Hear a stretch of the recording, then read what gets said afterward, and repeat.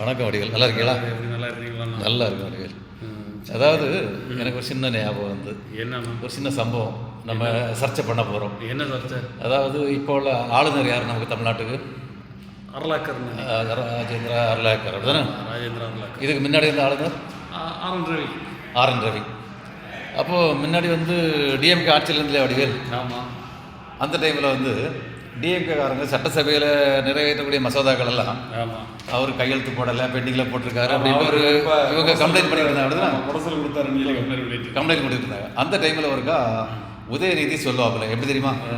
இந்த ஆளுநர் R N Ravi ஏதாவது ஒரு தொகுதியில் எங்கள் கட்சிக்கார ஒரு அடிமட்ட தொண்டனை நாங்கள் போட்டியிட வைப்போம், அந்த தொண்டனுக்கு எதிராட்டு இவர் போட்டியிட ஜெயிக்க முடியுமா அப்படின்னு அகங்காரத்தில் யார் பேசுவா? தம்பி உதயநிதி.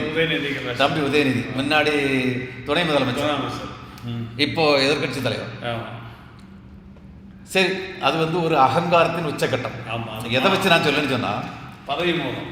இன்னைக்கு இதே குளத்தூர் தொகுதியில் அவங்க அப்பா சந்திக்காத அளவுக்கு, யாருக்கு அப்பா?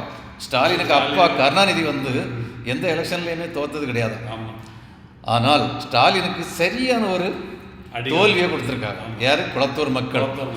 நீர் போய் வீட்டில் இருந்து அல்வா கிண்டிக்கிட்டு அப்படின்னு. யாரு? அண்ணன் ஸ்டாலின். இது அந்த உதயநிதி அன்னைக்கு பேசினது இன்னைக்கு ஞாபகம் இருக்குமா?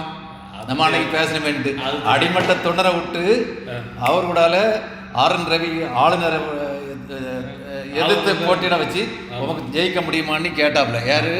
உதயநிதி. இன்னைக்கு தனக்கு தவப்பனுக்கே ஜெயிப்பு இல்லையே, தவக்கிலே ஜெயிக்க வைக்க முடியலையே. ஒன்று அட்ரஸ் இல்லாத ஒருத்தர் தோக்கடிச்சிட்டு போயிட்டாரு. இன்னைக்கு குளத்தூர்ல ஜெயிச்சிருக்கிறது யாரு எம்எல்ஏன்னு நமக்கு தெரியாது, இன்னும் பேரே தெரியாது. ஆனால் ஸ்டாலின் இருந்தாலும் தெரியாம போயிட்டாரு. அதனால மனுஷன் என்னைக்குமே அகங்காரத்தில் ஆடக்கூடாது. எவ்வளோ பெரிய பதவியில் இருந்தாலும் சரி, எவ்வளோ காசு வந்தாலும் சரி, எவ்வளோ பெரிய மனுஷனாக இருந்தாலும் சரி, அகங்காரத்தில் ஆடக்கூடாது.